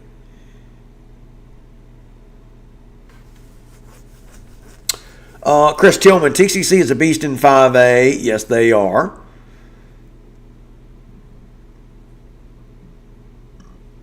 Big Langston, 68-13 over McIntosh tonight. What's up, Darius? Kirksey? Good to see you in the house, my man. Boy, I can say I was wrong about Hughes. I'll admit when I'm wrong. Go Dog 65 just got in from Sylvester. What a game. I don't think I have a voice left yet, man. We were talking about that game, brother. What a game it was. Incredible. Chris Tillman, TCC is a beast in 5A. I think they are, but I think Houston County is too. What a surprise Houston County's been, by the way. You lose the quarterback, A.J. Hill, goes to Memphis. Guy was one of the best quarterbacks in the state. And I thought that was going to be the difference in Houston County. I thought they were going to have a major drop-off. I did. But I was talking to, and by the way, this is my Hoko hat, Highway 96. Got a box of swag from Jeremy Edwards. Love it. Guy gives me all kind of stuff. So, A.J. Hill leaves, goes to Memphis, and I'm thinking, who's your quarterback, Jeremy Edwards? Well, we got a couple of kids who are battling it out, and I'm thinking, oh my gosh, Hoko's finna fall off. Well, no. I think they're better than they were last year. I thought last year they were good, but you kind of had that feeling like, I don't know if they're going to be able to go all the way. Well, and of course, it still depends on what happens when Thomas County Central and Hoko meet up. Boy, that is going to be one you don't want to miss. That is going to be a barn. I predict it's going to be a barn burner of a game. And I know I said that last year, and Thomas County Central beat the pants off of them. But I think this year, I think they're both very legitimate, very, very good programs in 5A. So, Michael Ward, Parkview had a great run as well. Yes, they did. And, boy, that's another team that just fell off, didn't they, Mike? Armand, I will let you know. Let's go get that coffee, buddy.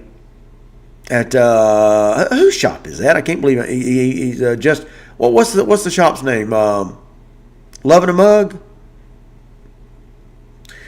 Stephen K. Wynn, good call. Good call. What in the world has happened to Glenn Academy? That's another good one.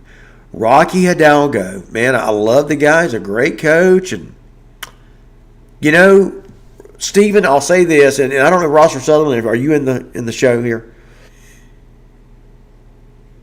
I'm getting caught up with y'all's comments. But, Stephen, it's like Rocky Hidalgo at Glenn Academy. It's the same thing with Richard Morgan at Marietta. Both of those guys have proven they can lead teams to championships. I mean, Glenn Academy was a championship contender for years under Rocky Hidalgo. Or at least a good few years. To be honest with you, I can't remember exactly when he took over. It seems like he's been there forever in my mind. But anyway. And then you've got Richard Morgan, who led Marietta to that, 2018 state championship, was it? Or you got Ross or Sutherland. Somebody else can confirm that for me. But I think what happens is the game. What am I trying to say here? The game loses you, if that makes sense. Or you lose the team. For whatever reason. I'm not saying guys forget how to coach. But something happens to where you lose a little something. I think that's what's happened with Rocky Hidalgo at Glenn Academy. I think that's what's happened with Richard Morgan. And I'm not saying that to try to besmirch any one of those men. I don't. They have proven they can win. Sometimes, though, like a business, I mean, it's time for a new face. It's time for a fresh start. I think that's what that's what's happened at Marietta. Maybe time at Glenn Academy. I don't know. But Stephen, you're right. That is exactly the deal at Glenn. Armand says the best version of the region. I really miss the old Region 1 Lowndes, Colquitt, Valdosta, Coffee, Ware, and Bainbridge. Well, yeah, I'm with you, but you remember when we had Tiff, Northside, Warner Robins, Houston County. Remember we had all the Middle Georgia schools in Region 1-6A? Those, to me, are the really good memories of 1-6A. But there's been a different couple of versions. I'll give you that. Darius Kirksey, I can see what you mean about 5A. Lee and Coffee seem to be a little bit down, but then again, Houston and Gainesville are looking decent. Yeah, I just, I think Lee, I'm going to say this, I think Lee and the Dean Fabrizio thing notwithstanding, because I think he'll be back, I think Lee may be a little better than what we're giving him credit for. I think they may wind up being okay. And I know when they played Hateville Charter and they played them to us, it was 0-0 at halftime, and everybody kind of panicked, and and then Lee County gets beat by Thomas County Central, and it's a rare 2-game losing streak for Dean Fabrizio and Lee County, and but I think Lee County may be a little better. Look, their whole situation is they don't have a bona fide quarterback. They've got the Bush kid. Is it Trey Bush or is it Jordan Bush? I think they got Jordan Bush at quarterback. I think he's the quarterback that played quarterback in 8th grade, middle school, and he was very good. But he's not their. I mean, he's taken over at quarterback, but he was not their quarterback by design. Now he's turned into that. He's their quarterback by de facto. So. He may grow into that position. He may grow into and become the regular, everyday quarterback, and it may suit them just fine. I think they need some stability at that position, that quarterback position. They've got a really strong running back room. Now, it's running back by committee at Lee County versus last year when you had Usmani Cromah, the dominant one. You don't have that this year, but you got several, or at least a couple of good running backs that are getting it done at Lee County. And I think they're going to be better. They got the best secondary, I think, in the state, bar none, regardless of classification. Those two freshmen, I think that's Trey Bush, if I'm not mistaken. Somebody help me out.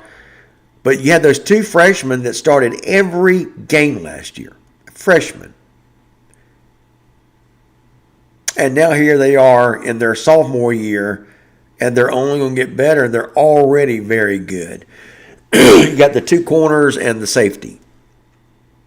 And I may be wrong with some of the names, but anyway, it's the threesome that play that defensive secondary best in the state.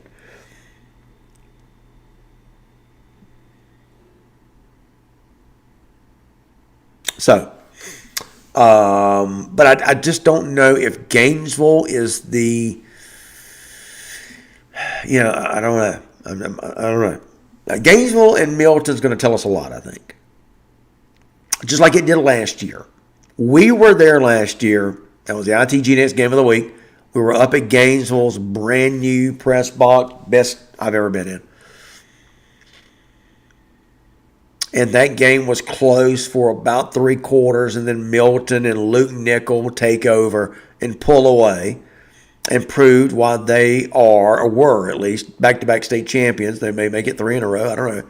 But like Lee County, Milton is a little, I'm not going to say disheveled or lost, but you just don't have the stability at quarterback at either one of the schools this year. Milton has gone through 3 quarterbacks. In fact, they're on their 3rd-string quarterback now. He's good. He's a freshman. He's getting it done. But it's going to be interesting to see when they get into the meat of region play how that's going to work out. But I think Lee County is going to be a little better than we're giving them credit for. We'll wait and see how that turns out, though. But that's what I think.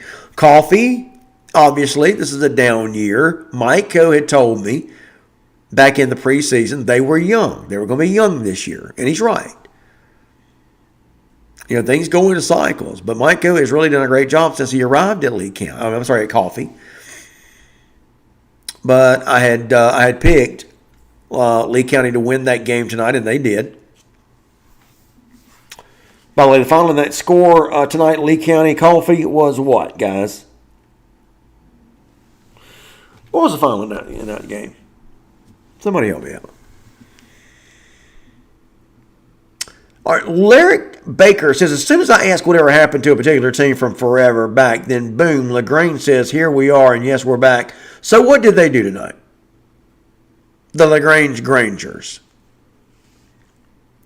Gainesville so far has been a very disappointing program. Surrounding counties have made it much harder to allow Gainesville to pooch kids from their program. Evan Reese, the second year Gainesville went out in the quarters against Woodward, I believe. Yeah, I think you're right. Lester Bunt A. Is it Bunt A or Bunt? How about them Lowndes Vikings feel? Great win tonight. I kind of figured they'd beat Tift, and they did. The 95, 96, 97 TCC teams were one of the best I've seen, and played against Joe Burns was a major problem. Yes, he was. Niblett's first year, they were runner-ups to Hughes. Yep, they were. LaGrange was gifted a title against Colquitt. Gosh, I don't even remember that. Kill? Well, are you kidding me? Alan Clanton, are you serious? Did Kill beat Blessed Trinity 3-0? Are you sure? Are you sure? Stephen K. Wynn, Phil, don't sleep on Hughes in 5A. Yeah, you're right. You're right. You're absolutely right. And I've been doing that all season, and I should know should have learned my lesson. You're right. Is Alan Clanton, are you sure that's the final score? Did Kill beat Blessed Trinity 3-0? Obadiah Farley, if you're still in the house, you asked me earlier what my upset of the week was, or the night was. There you go. By far, and it's not even close. If Kill has beaten Blessed Trinity 3-0, yes, I'm shocked. Although, back in the preseason, Kill was one of my 5 teams to watch. I said there's 5 teams to watch out for. Kill, McEachern, Cook, which Cook kind of let me down a little bit. Kell, McEachern, Cook, Troup County. And who's my fifth one? I have to go back and look. Cambridge. Cambridge Bears. Those are my 5 teams I said to watch out for. And so far, so good for most of them. But you're right. So Crisp County beats Tatton 35-3. That's a good win. Jamie Ledger, that's a good win for Coach Justin Newman. By the way, that's going to be a big one next week. I think it's next week, isn't it? Who is that next week? I think I've got that as a Pick 6 game next week. I'll have to double check. Joshua Chase Gornto says, I don't say Tift isn't a terrible team. Their problem is they have no offense identity as to what they want to do. They were RPO and then power run and then quick pass game. Just no identity. It was a hodgepodge offense. Yeah, I hear you, Josh, but like I said, last year they showed signs of coming around. They looked good in that game against Colquitt last year. They lost. But the quarterback, man, was really good. He could throw it as good as anybody I've seen. And you just thought that there would be progress. And apparently there has not been. Look, I'm not saying I thought Tift was going to be world beaters. I thought they would be better than what we have seen. And as a Tift County fan, I'm just disappointed. But I am not disappointed in Jeff Littleton. He is the guy, without a doubt. They got the right guy. It's just going to be a little slower than maybe we were hoping for. That's all. Boy, Michael Ward, you hit it on the head, didn't you? Talk about teams like whatever. We're doing the whatever happened to this team, that team, whatever. Northside Warner Robins, guys, was just an absolute beast. Go back and look at their run for 20 years? Am I over-exaggerating that? It was a long time. They were just region champ, state champ, state champ, state champ. It was, who was it in Northside Warner Robins, the coach there? Somebody help me out. I can't believe I'm drawing a blank on his name. Kevin Kinsler took over for coach. Somebody will get it. But, man, you're right. They were just so good. I just cannot believe what's happened to Northside. Michael Ward, they were good in the early 90s and early 2000s. Yes, they were, man. They were good. They were the team. Who was the coach? Chris Tillman, as the game evolves and changes, not all coaching styles can adapt. That's a good point. Ever since DJ Dallas and that class left when they barely lost to Allatoona 10-6 for the 2015 state title, they just went down. Who are you talking about, Larry? Is that Gainesville? Are you talking about? Northside Warner Robins was dominant during the early 90s and 2000s. I think all the talent in Houston County has been shifting around the county. It has been, hasn't it? And that is such a weird deal to me. Perry. Remember, Perry was bad for years. Guys, I didn't even realize Perry was in Houston County for forever. I'm serious. They were off the radar completely. Completely. Just on an island by themselves, Perry. And then all of a sudden, Coach Kevin Smith comes in, and boy, what a job he has done. That's a great guy. He's a great coach. Perry, Warner Robins, Hoco, to name a few, have won state while Northside has been rebuilding. Yeah. Although Houston County now has not won a state title ever, have they, in football?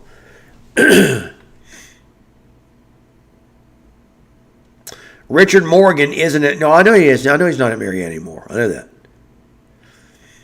I was just talking about when he was there, he kind of overstayed his. He stayed a little too long, is what I was saying. No, I knew Richard Morgan wasn't at Marietta anymore. Darius Kirksey, TCC is the obvious favorite, 5A Region 2. Who takes that second spot, Lee or Houston County? Oh, it's going to be, if it's not Houston, it's going to be Houston TCC in some order. They are juggernauts. But I do like Lee. I'll be honest with you. I like all four of the teams that are come out of 2-5A. Roster Sutherland, we just got home from Walton. What a win for Marietta. That's a big win. Big win. Cameron Duke is doing a good job since taking over at Marietta.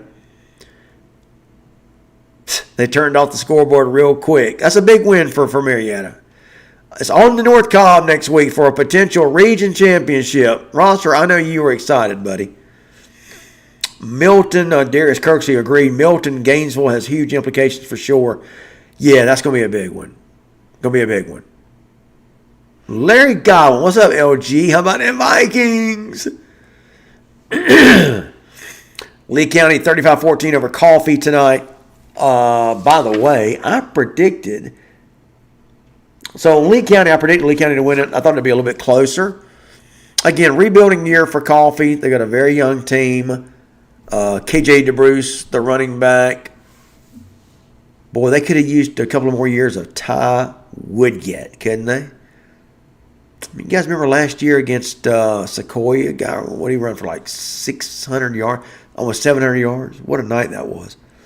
Brad Phillips, Phil Brunswick, 60-14 over Bradwell Institute. There's another team. By the way, since we're playing the Whatever Happened To game. Bradwell Institute used to be pretty good, didn't they? By the way, for you guys joining the show late, I had mentioned that I was going to update you guys on Jay Lamar. So I've been getting a lot of calls about Jay Lamar. I've been getting a lot of texts. I've been staying quiet on purpose. I did find out from Coach Sean Calhoun that Jay Lamar was no longer with the team. I knew that last night. Coach Sean Calhoun wanted me to just kind of keep it under wraps, and I told him I would. And we're going to get an official statement probably Monday morning from Coach Calhoun, and we'll find out what the deal is with Jay Lamar. There may be a chance he comes back with the team. You know, these things can get fluid sometimes. Sometimes a player can be dismissed, leave the team, whatever, and find his way back. You know, I've talked to a handful of coaches where that's happened. They tell me they kick a player off the team and he's back. So things can happen, but I'm hoping by the time Sean Calhoun and I talk on Monday and get his official comment, that we'll know something. But he is off the team. I can tell you that. We have known that at ITG Next, that Jay Lamar, he's been off the team for a couple of days, and he did not play tonight. Wow. Cale wins over Blessed Trinity, the upset of the year, not just of the night. Are you kidding me? What a win for Cale. The Longhorns, they defeat Blessed Trinity 3-0. That is huge, guys. Wow, that's big time. Big time. Unbelievable. Well, again, Armand, you says Cale has some size. And again, for those of you that missed it, again, I said back in the preseason, Cale was one of my 5 teams to watch. Cale, McEachern, Cambridge, Cook, and I'm forgetting one. But those were the teams I said to watch for. But the thing about it, Cale took a bad loss against somebody. I'm trying to remember who it was a couple of weeks ago. Was it River Ridge? I can't remember. But they took a bad loss, and I thought, there goes the season. But wow, did they pick it back up? Big win. That's a huge win for Cale. Sean Brown, when will Valdosta rise again? Could be next week. I think Valdosta is a good team. No, listen. Okay, let me just say something. Okay, I know we got a lot of Valdosta haters. I get it.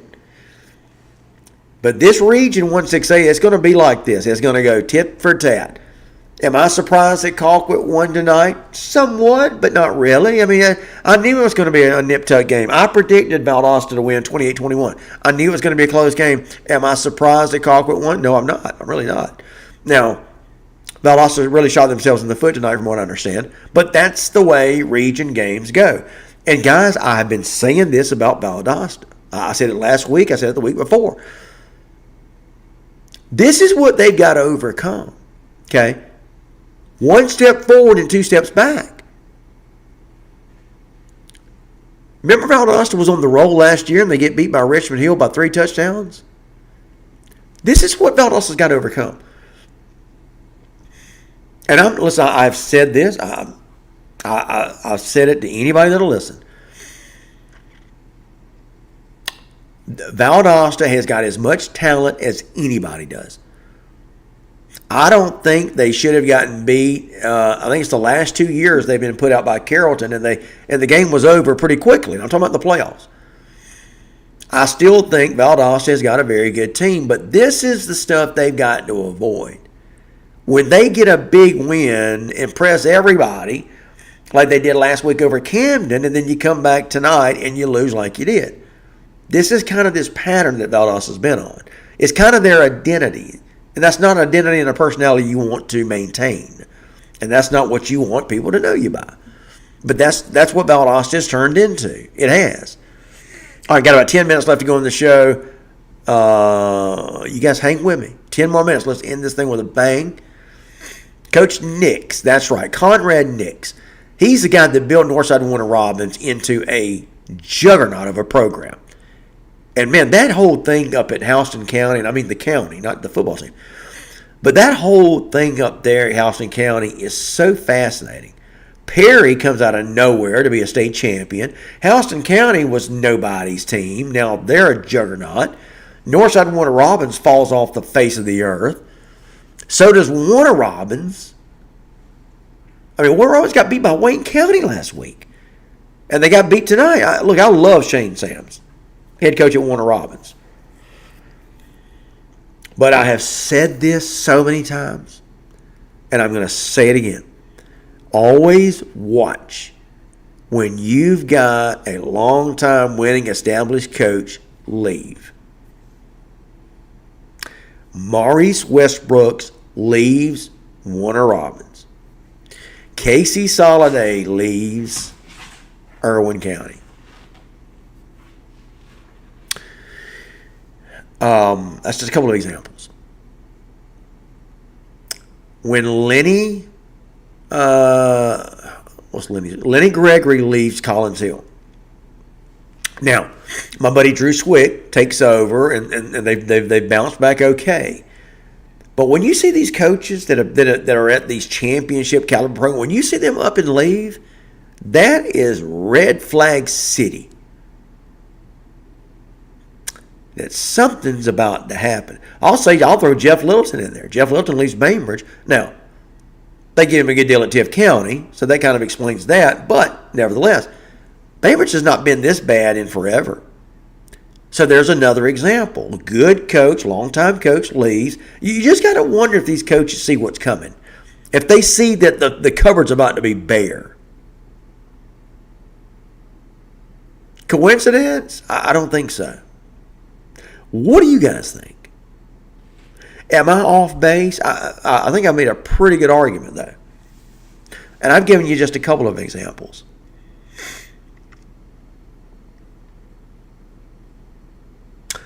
Yeah, look, and I'm pulling for Northside Warner Robins. I'm pulling for Coach Boone. I like him a lot. Now, there's an example, and I guess I may be guilty. And where's Darius Kirksey at? Because I know I had said early on that I thought Hughes would fall off. They have not. I was wrong about that. But I thought that might be another situation of a long-time coach, a winning coach, in Daniel Boone Williams. He ups and leaves for Northside Warner Robins, and I think, are we going to see Hughes fall off? Well, they have not. They brought back their former offensive coordinator. Is it Coach Hines? I believe I'm right. Coach Hines, former offensive coordinator under Coach Boone when they won the 2022 state title. He's done a good job. So that was one I was a little off about. But okay, Larry Baker was talking about DJ Dallas and Glenn Academy. I got you. Odeus TG, what's up, my man? Clash of Titans next week, Milton and Gainesville. Yeah, we've been talking about that. What's up, Ken Hortman? Ken, look what I got, buddy. You like this? Look at there. Can you see that? Actually, I promised Jose Badilla I would wear this. He sent this to me. I promised I'd wear my TCC swag. Ken Hortman, you like that, man? All right, Ken says Houston County redrew the school district lines a few years back. Northside has been in decline ever since. Well, that explains a lot.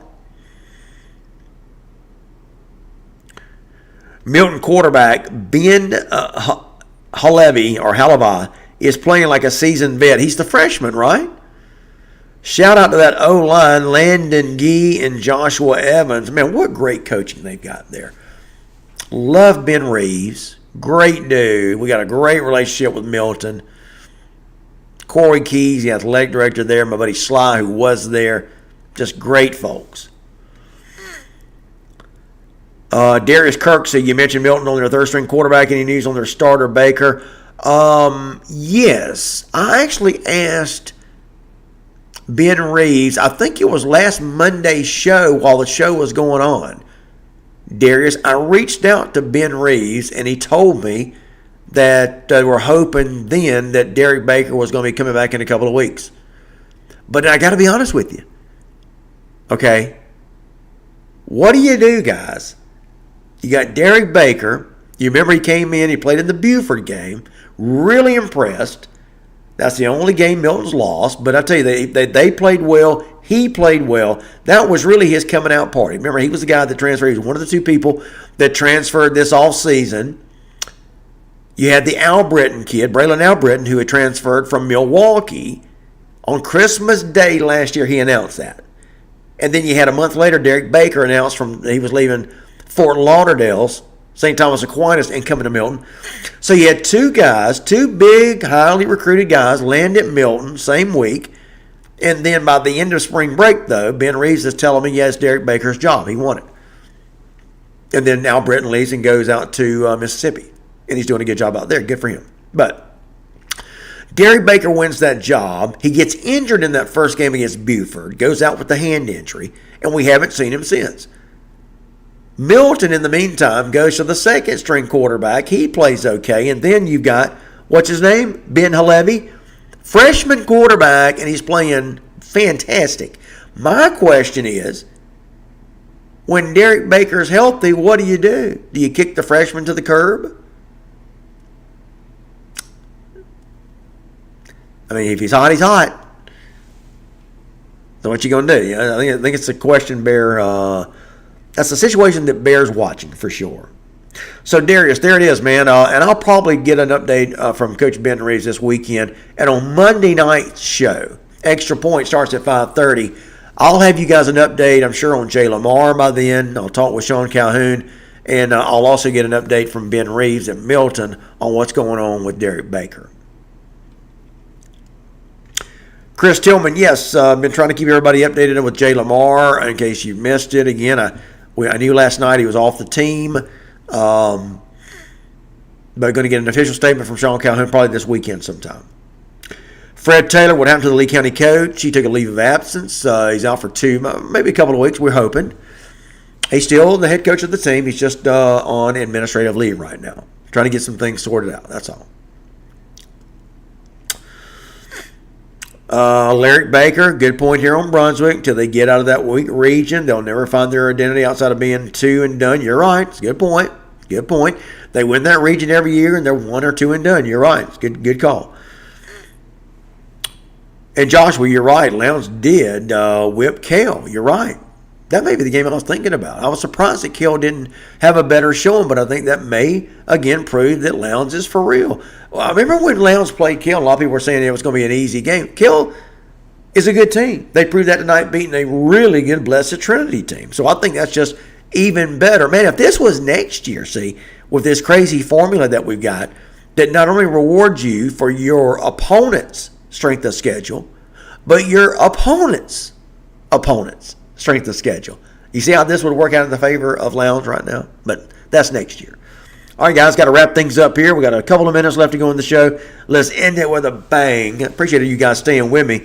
Last couple of weeks, man, 11:55, we had about 10 people here, but got a handful of you guys here. Sean Brown, awesome show tonight. Thank you. Thank you for saying that, Sean. I appreciate that very much, guys.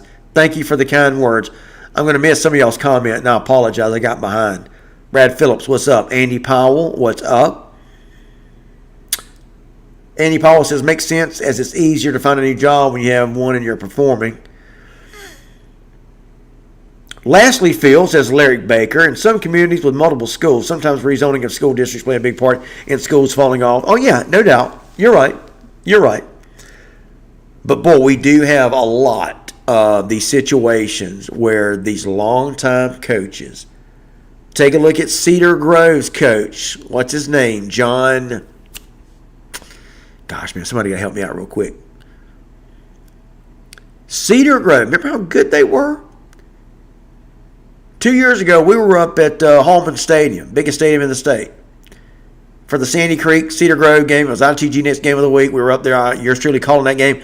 And John, my man, the head coach, what's his name? He leaves to go to Georgia State as an assistant coach, and Cedar Grove has been a shell of themselves since then. God, I could go on and on about these coaches. When the longtime coach leaves, watch out. It's going to be a drop in the program. Guys, thank y'all so much. Chris Tillman, thanks for the kind words. Joshua Chase, thank you, brother. Man, I love y'all's comments, man. I just your compliments, man.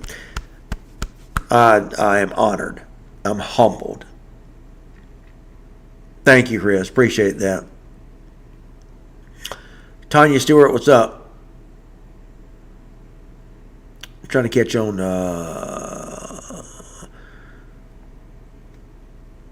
When you bring back ITG Next Game of the Week, I don't know, man. We decided to try this little thing on Friday night. I hope you guys like it. Guys, I was driving all over the state on Friday nights and driving back. I never stayed in the hotel.